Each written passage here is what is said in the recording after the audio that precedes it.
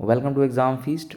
In today's class, we are going to see all the word problems of exercise 3.2. So, question number 2, not question number 2, it's question number 3 is your word problems. ठीक है ना. Question number 3 में total आपके 6 part हैं. It means there are total 6 word problems in exercise 3.2. ठीक है ना. Let's see one by one.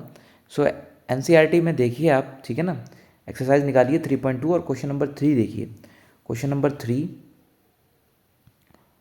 का फर्स्ट जो पार्ट है उसको आप रीड कीजिए. ठीक है. पढ़िए first part.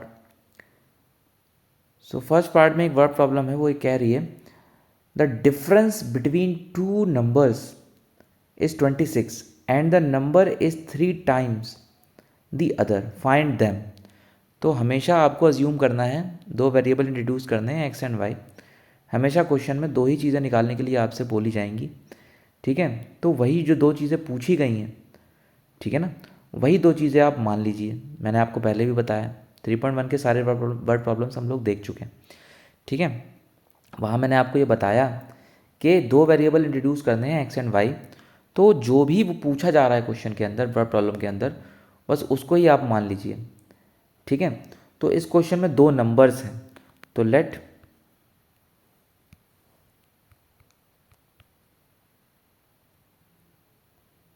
First number be x. ठीक है. And second number be y. So first number is x and second number is y. Now according to question में दो बातें दी जाएंगी, क्योंकि दो क्वेश्चन बन गए, दो बातें दी जाएंगी. तो क्वेश्चन को फिर से पढ़िए अब आप. तो पहली बात क्या कह रहा है क्वेश्चन में. क्वेश्चन में कह रहा है the difference between the two numbers is 26. तो दोनों के नंबर्स के बीच का डिफरेंस कितना है? 26. यानी कि एक नंबर बड़ा है. लेट से इसको हम मान लेते हैं ये बड़ा है. ठीक है ना.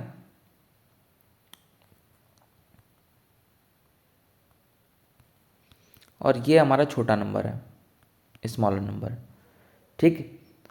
तो बड़े में से जब छोटे को आप घटाएंगे तो डिफरेंस कितना दिया क्वेश्चन में, कितना दिया है? 26. So this is your first equation. This is your first equation. ठीक है. नाउ अगेन आपको एक और बात बता रहा है. ठीक है. कह रहा है कि जो वन नंबर है, ठीक है ना, इज 3 टाइम्स दी अदर. जो पहला नंबर है वो दूसरे नंबर का 3 गुना है, 3 टाइम्स है. तो जो x हो गया, जो बड़ा नंबर होगा, वैसी बात है, बड़ा ही नंबर छोटे का 3 गुना होगा. तो जो बड़ा नंबर है x है, वो छोटे वाले का 3 टाइम्स है. ठीक है. This is your second equation. Clear हो गई बात? ठीक है ना. तो first number is 3 times the other. ठीक है. अब ये दो इक्वेशन हो गई, इन्हें हमें सॉल्व कर लेना है. तो यहाँ तो सीधा सीधा दिख रहा है कि x की वैल्यू दी हुई है, वो पुट कर देते हैं फर्स्ट में. So put 2 in 1, substitution solve कर रहे हैं इसको. तो x की वैल्यू को उठा के हमने फर्स्ट में डाल दिया. तो ये क्या हो जाएगा? इसकी जगह पे 3y minus y. So 3y minus y is equal to 26. So this will become 2y is equal to 26. सो y is equal to what? 26 upon 2. So y is equal to 13. So y अगर 13 है, so therefore from 2 x की value क्या हो जाएगी? 3 into x, 3 into Y. ठीक है. यही इक्वेशन है ना, 3 into y. Second equation. y की वैल्यू हम निकाल चुके हैं. पुट करिए यहाँ पर 3 into 13. So x is equal to 39. Clear? So there for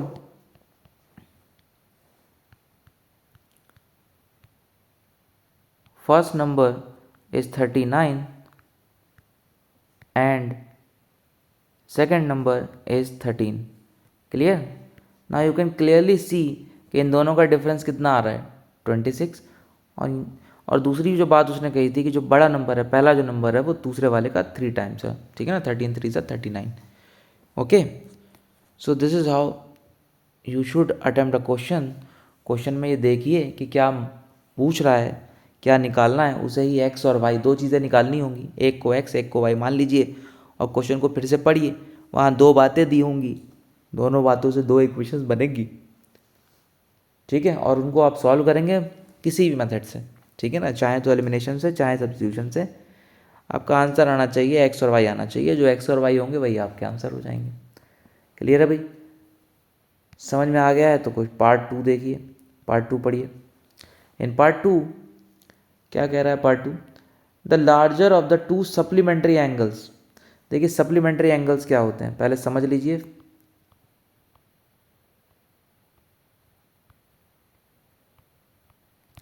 supplementary angles वो एंगल होते हैं जिनका सम जो होता है वो 180 हो। जैसे ये x है ये y है, सो यहाँ पर x प्लस वाई जो है वो 180 डिग्री होगा। ठीक है ना, सप्लीमेंट्री एंगल का मतलब समझ गए? तो ये मतलब होता है सप्लीमेंट्री एंगल्स का कि दोनों एंगल्स का सम कितना होगा, 180 होगा। सप्लीमेंट्री एंगल्स बोलते हैं उनको। कॉम्प्लीमेंट्री एंगल्स में सम कितना होता है, 90 डिग्री होता है। ठीक है, नाउ आते हैं क्वेश्चन पे। क्वेश्चन में बोल रहा है the larger of the two supplementary angles exceed the smaller by 18 degree, find them. तो हमें क्या मानना पड़ेगा, एंगल्स मानने पड़ेंगे क्योंकि वही हमें निकालने हैं। तो let the first angle be x and second angle be y. अब according to question these two angles are supplementary angles so that x plus y should be equal to 180 degree, ये होना चाहिए। This is your first equation. Again जो दूसरी बात है वो ये क्या कह रहा है, वो ये कह रहा है कि larger of the two supplementary angles, तो हम मान लेते हैं इसको लार्जर। ठीक है, इसको हम लोग मान लेते हैं स्मॉलर। तो जो बोल रहा है क्वेश्चन में the larger of the two supplementary angles exceed the smaller by 18 degree, मतलब जो लार्जर वाला है वो y वाले यानी कि जो y को यानी कि जो x है वो y से आगे है। कितना आगे है, 18 डिग्री। यानी कि x में से अगर हम लोग y को घटाएं तो कितना मिलेगा, 18 मिलेगा। एक्सीड जब भी लिखा होगा तो आपको इस तरीके से ही सोचना है, इस तरीके से ही इक्वेशन बनानी है, माइनस करना है आपने बड़े में से छोटे को। ठीक है, so this is your second equation. Now solve करेंगे हम इनको। ठीक है, सॉल्विंग 1 एंड 2 दोनों को सॉल्व करते हैं बाय एलिमिनेशन मेथड। लिख देता हूं मैं यहाँ पर बाय एलिमिनेशन मेथड। ठीक है, देखिए जब भी कॉफिशिएंट सेम हो तो आपको मल्टीप्लाई करने की ज़रूरत नहीं है। अब ठीक है, 1 से करेंगे सेम ही आएगा। कितना आएगा, x plus y is equal to 180, और उधर भी 1 है तो 1 से मल्टीप्लाई करेंगे क्या आ जाएगा, x minus y is equal to 18। ठीक है,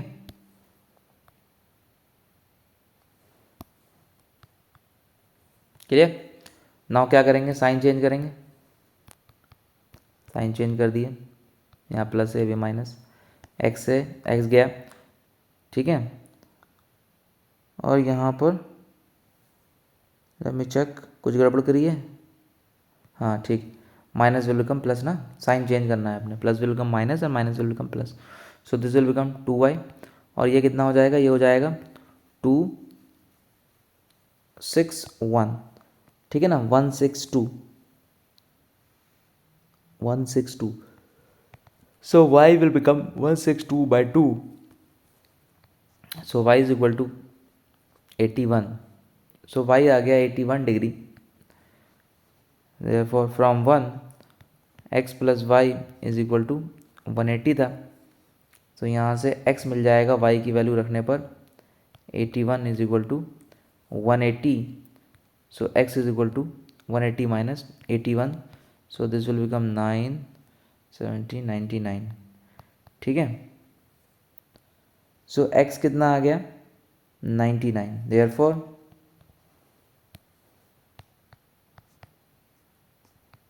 first angle is 99 degree and second angle is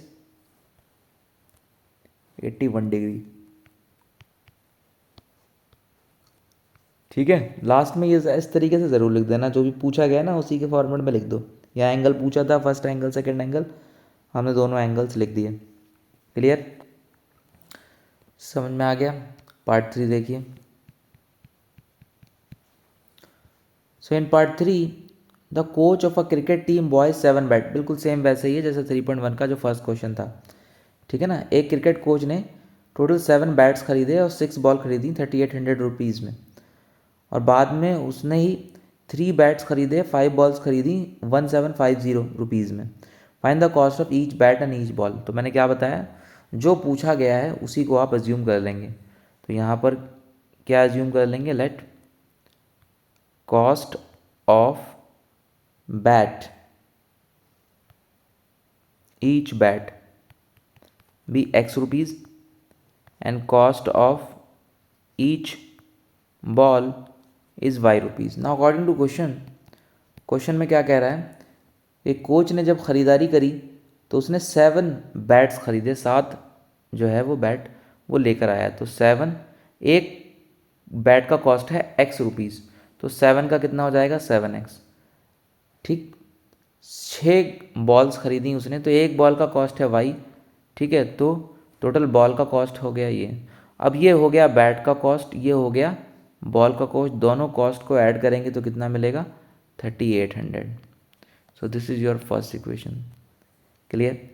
similarly again अगली बार जब वो शॉप पे गया तो उसने क्या खरीदा 3 बैट्स खरीदे, सो 3x, और कितनी बॉल्स खरीदी 5 बॉल्स खरीदी, सो 5y इज इक्वल टू, इस बार पेमेंट कितना करा 1750। This is your second equation. ठीक है, नाउ सॉल्व करेंगे इसको हम बाय सॉल्विंग 1 and 2। ठीक है, एलिमिनेशन से सॉल्व करते हैं bye elimination method.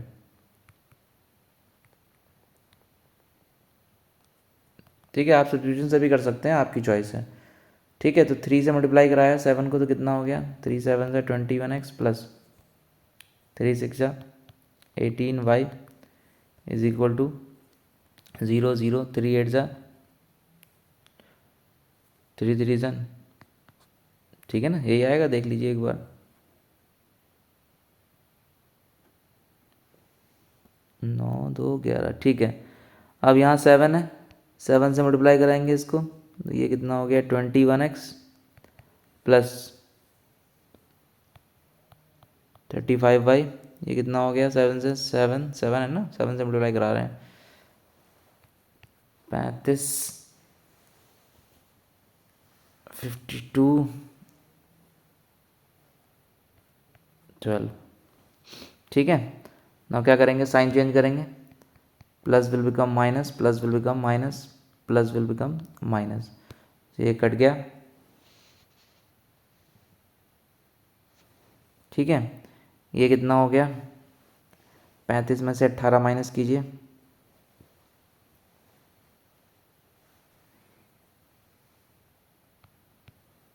7 1 17 minus 17 Y, और यहाँ क्या हो जाएगा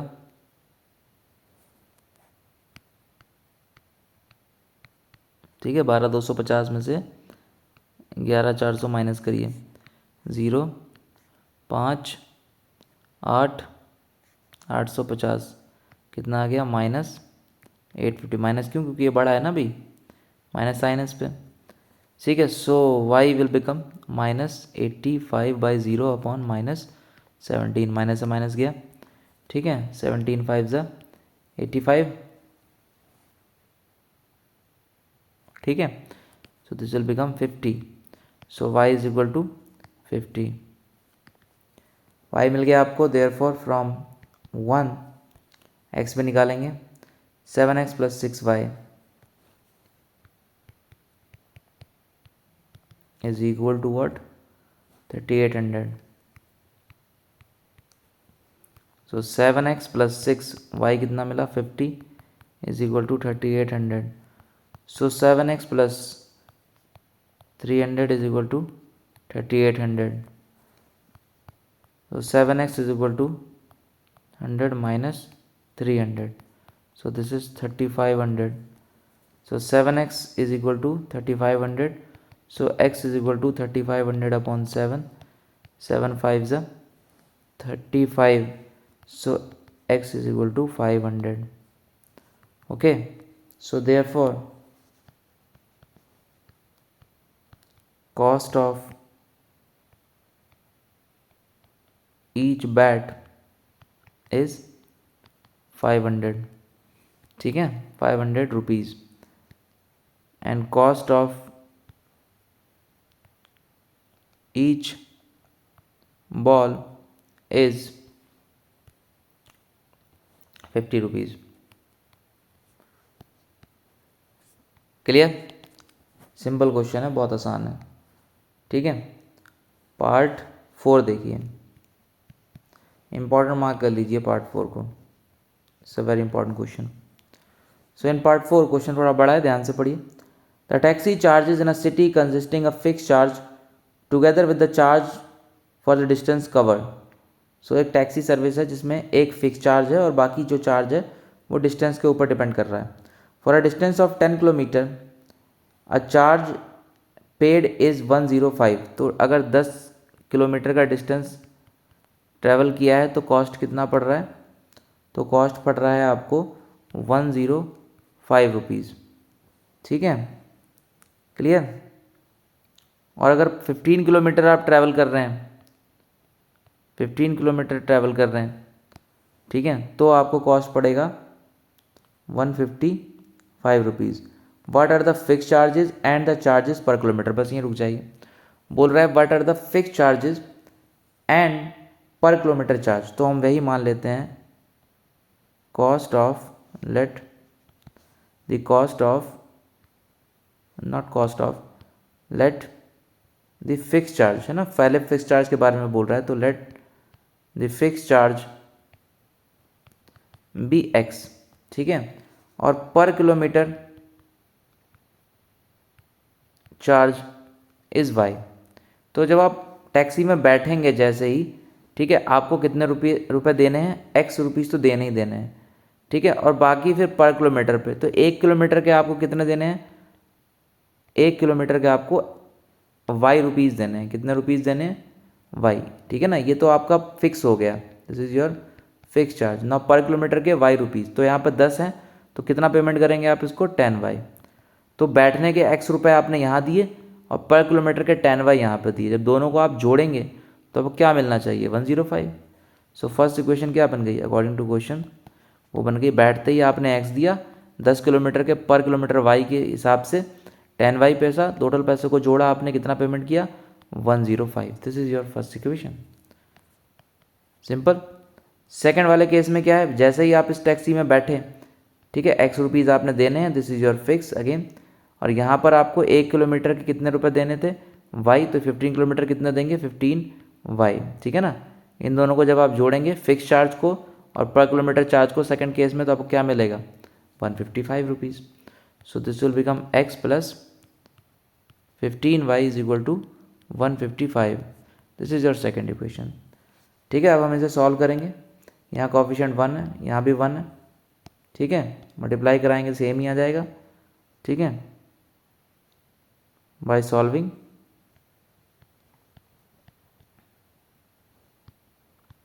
1 and 2।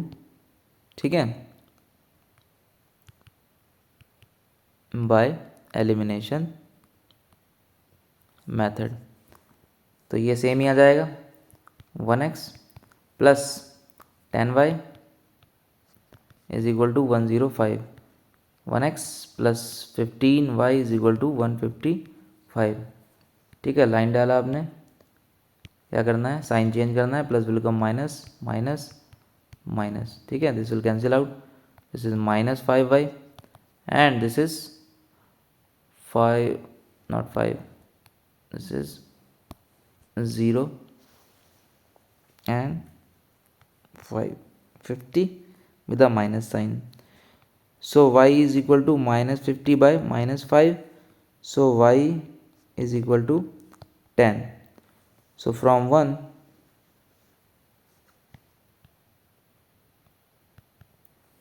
फर्स्ट इक्वेशन क्या थी?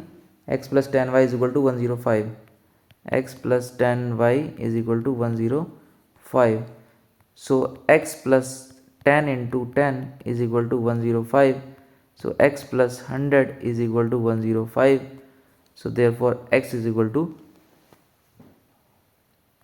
105 minus 100, that is 5. ठीक है, so therefore fixed charge of taxi is equal to 5 rupees. ठीक है, and per kilometer charge of taxi, sorry fix charges x, हाँ ठीक है, एक्स हमने फिक्स चार्ज माना था, दिस इज योर 5, ठीक है। और पर किलोमीटर जो चार्ज है वो है 10 रुपीज़, ठीक है ना। No no no, fix charge हमने एक्स माना था, ठीक है, और पर किलोमीटर चार्ज वाई है, तो fix charge is equal to x, ठीक है, और एक्स कितना है 5, हाँ ठीक है 5, और पर किलोमीटर चार्ज वाई है और वाई की वैल्यू कितनी है 10, सो दिस इज योर पर किलोमीटर चार्ज, ठीक है, क्लियर।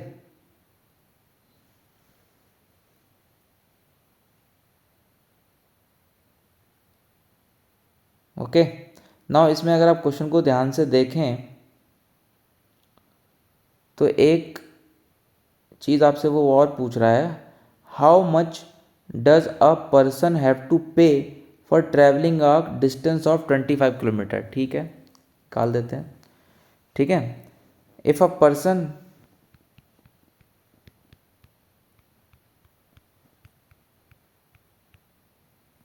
ट्रेवल 25 किलोमीटर, ठीक है, तो कॉस्ट कैसे निकालेंगे, सो कॉस्ट ऑफ ट्रैवल क्या हो जाएगा, फिक्स चार्ज, बैठते ही fix charge, this is your fix charge, plus Y,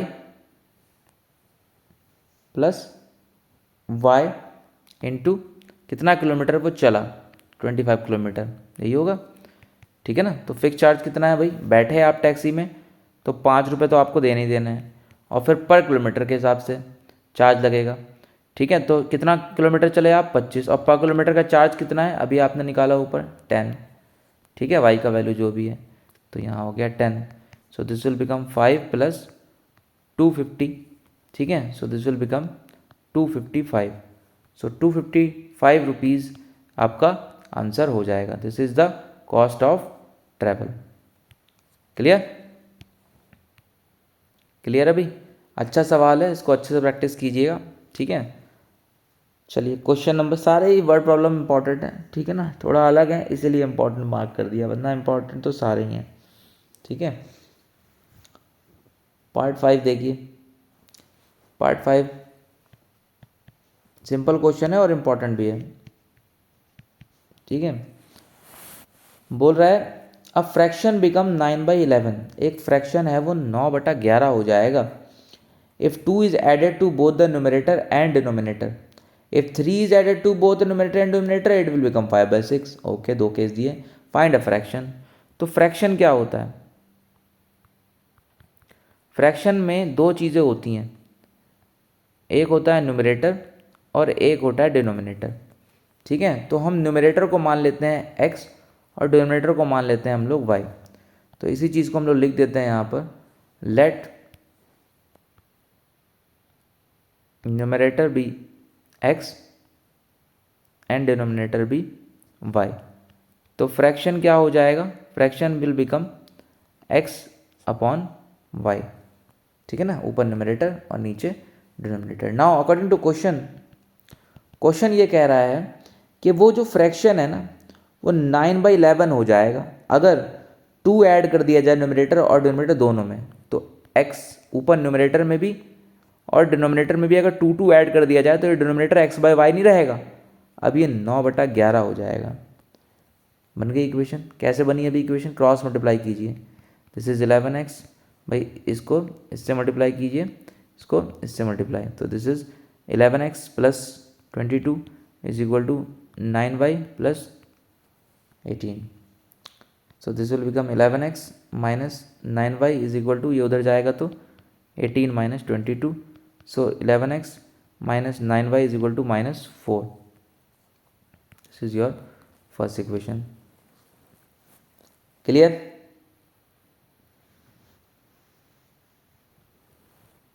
okay, now second equation, again according to question, ठीक है। अब क्या कह रहा है, if 3 is added to both the numerator and denominator become 5/6, अगर 3 जोड़ दिया जाए न्यूमरेटर में और डिनोमिनेटर में तो ये जो है वो 5/6 हो जाएगा, इस बार कितना हो गया 5/6, अगेन वही काम करेंगे, cross multiply. So this is 6x plus 18, 5y 15। सो ये कितना हो गया 6x minus 5y is equal to 15 minus 18। So 6x minus 5y is equal to -3। This is your second equation. ठीक है, क्या करेंगे, इसके न्यूमरेटर से मल्टीप्लाई करेंगे, 11 है यहाँ पर, से मल्टीप्लाई करेंगे तो 66x माइनस 55y एंड -33। ठीक है, अब यहाँ 6 है, 6 से मल्टीप्लाई करेंगे कितना आ जाएगा 66x। ठीक है, 6 को अब करेंगे हम लोग 9 से 54y। ठीक है, और 6 से करेंगे तो 24 -24। ठीक है, लाइन डाला, साइन चेंज किया, plus will come minus, minus will come plus, minus will come plus.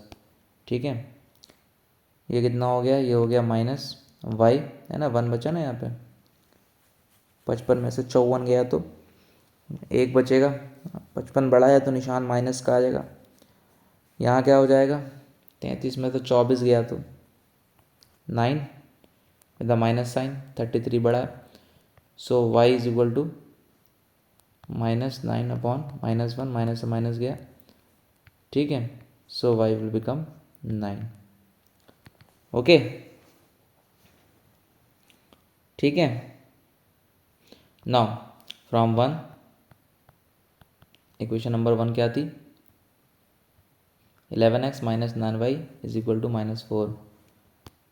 11x minus 9y is equal to -4, put कीजिए y, 11x minus 9 into 9 is equal to -4। So this will become 11x minus 81 is equal to -4। So 11x is equal to 81 -4, 11 में से 4 गया तो कितना बचा 77। So x is equal to 77 upon 11। So x is equal to 7। Okay, so therefore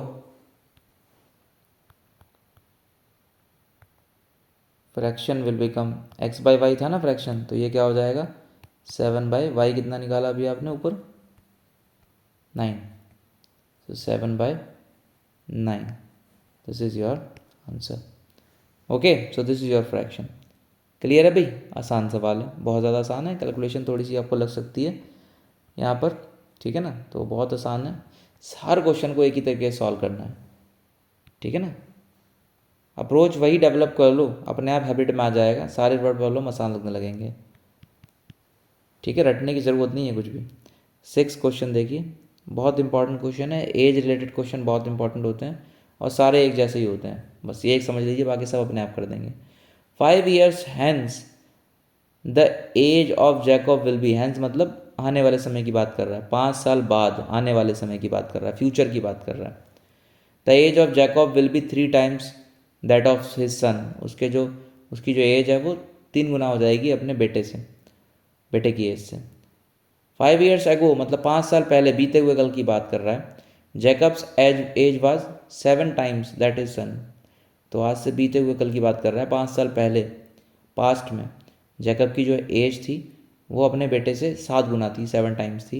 what are their present age, तो मैंने क्या बताया, जब भी आपको समझ में आए क्वेश्चन तो जो पूछा जाए क्वेश्चन में उसी को आप एज्यूम कर लीजिए, मान लीजिए। तो यहाँ पे हमें दोनों की, जैकब की और उसके बेटे की एज निकालनी है, तो हम मान लेते हैं लेट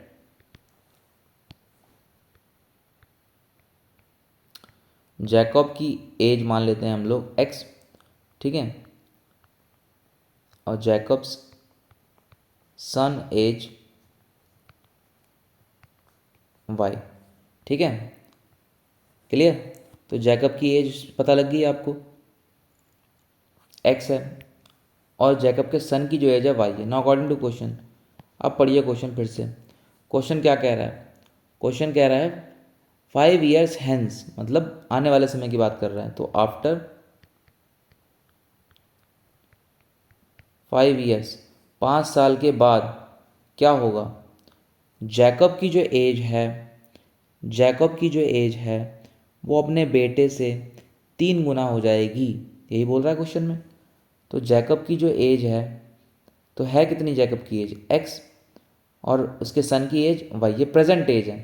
तो यहाँ ये लाइन लिखना भी ज़रूरी है, जैकब की प्रेजेंट एज, अभी की एज है। ठीक है, तो यहाँ लिख देते हैं हम लोग जैकब्स प्रेजेंट एज। ठीक है, और यहाँ पर सन्स प्रेजेंट एज। ठीक है, अब 5 साल बाद की बात कर रहा है, तो ये कितनी हो जाएगी, जैकब की एज x+5 और उसके सन की एज कितनी हो जाएगी x+5, आने वाले समय की बात कर रहा है। ठीक है, तो ये किसकी एज हो गई, दिस इज जैकब्स की एज, और ये किसकी हो गई, सन की। तो अकॉर्डिंग टू क्वेश्चन, क्वेश्चन क्या कह रहा है कि जैकब की जो एज है वो आने वाले समय में 5 साल के बाद 3 टाइम्स हो जाएगी उसके सन की एज की। क्लियर, 3 टाइम्स हो गई इस एज की, इस एज के 3 टाइम्स हो गई, मल्टीप्लाई करा दिया हमने 3 से। अब इसको सॉल्व कर लेंगे, तो ये हो जाएगा 3y, और है ना, इसको इससे किया, इसको इससे मल्टीप्लाई किया, तो ये 15 हो गया। ठीक है, सो x माइनस 3y, इस 5 को उधर भेज दिया, तो कितना हो गया 15 - 5, so x minus 3y is equal to 10। So this is your first equation. कितना आसान है। ठीक है, now according to question again, अब क्या कह रहा है, क्वेश्चन को पढ़ो। 5 years ago, 5 years ago, तो इसका मतलब क्या है, ठीक है ना, 5 साल पीछे। अब आपको पीछे जाना है, पास्ट में जाना है, तो जैकब की एज क्या हो जाएगी x-5, और उसके बेटे की एज क्या हो जाएगी x-5। ठीक है, तो ये क्या है, ये जैकब की एज है 5 साल पहले की, और ये उसके बेटे की एज है। और 5 साल पहले रिलेशन क्या है दोनों की एज में, क्वेश्चन में क्या कह रहा है, 5 साल पहले Jacob age was 7 times of his son age, 7 times है इस बार। तो इक्वेशन क्या बन जाएगी, x-5 7y - 35। ठीक है ना, इसको इससे किया, इसको इससे किया, सो x माइनस, तो ये x माइनस ये 7y इधर ले आइए। ठीक है, 7y इधर आ गया, माइनस में हो गया, और ये 5 उधर ले जाइए, ये प्लस में हो जाएगा, तो -35 + 5, so this will become -30 x - 7y। This is your second equation. इसका कोफिशिएंट 1 है, इसका कोफिशिएंट भी 1 है, तो सिंपल एलिमिनेशन सॉल्व करेंगे, x - 3y = 10, x minus solving 1 and 2 by elimination method. ठीक है, तो क्या है first equation, x - 3y = 10, same ही आ जाएगी, 1 से मल्टीप्लाई करेंगे, x - 3y = 10। ठीक है, और सेकंड इक्वेशन क्या है, x - 7y = -30। लाइन डाला, साइन चेंज किए। ठीक है, ये कैंसिल हो गया, 7 में से 3 गया तो 4 बचा, 30, ये कितना हो गया 40, सो y = 40/4, सो y = 10। ठीक है, now from 1, equation number 1, x - 3y = 10, y की वैल्यू पुट करेंगे, सो x - 30 = 10, सो x = 10 + 30, so x = 40। ठीक है, so therefore Jacob's present age x थी, तो x की वैल्यू कितनी है 40 ईयर्स। ठीक है, एंड हिज सन्स एज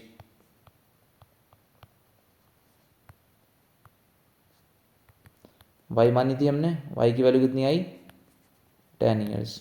ठीक है, देखो, ठीक है, y = 10 years. So this is your word problems of exercise 3.2 question number 1 part 4। ठीक है, बहुत इंपॉर्टेंट है ये, एज वाले क्वेश्चन सारे के सारे ऐसे ही सॉल्व करने हैं आपने, और एज इट इज ही आएंगे। ठीक है, बहुत इंपॉर्टेंट क्वेश्चन है।